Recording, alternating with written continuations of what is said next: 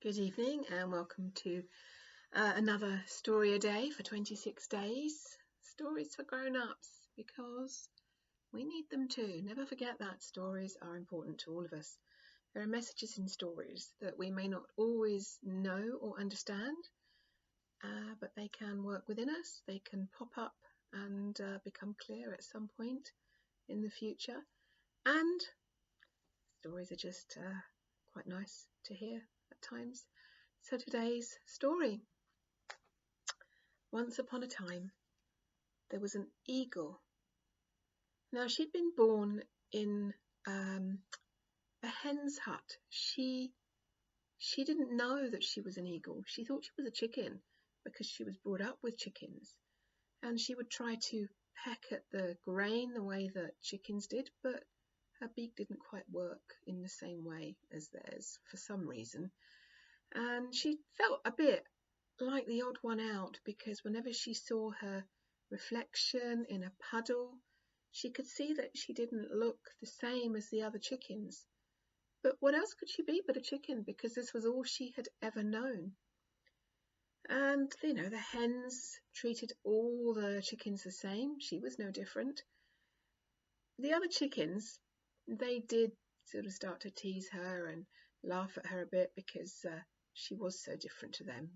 She was bigger and kind of uglier and kind of scrawnier, whereas they were kind of cute and fluffier somehow than she was. But she got no choice. She had no choice but to just live this life being a chicken because she knew nothing else. However, one day, a man came past where the chickens and the eagle were living. And he was about to climb the mountain that they lived in front of. And he had all his climbing gear and his rucksack and everything with him. And he looked into the chicken run and he said to the eagle, "What are you doing there, my friend? You're no chicken, you're an eagle." "I'm not an eagle," she replied. "I'm here with the other chickens, with the hens. This is what I am. I am a chicken." "I know an eagle when I see one," he said, "and I'm going to prove to you that you are an eagle."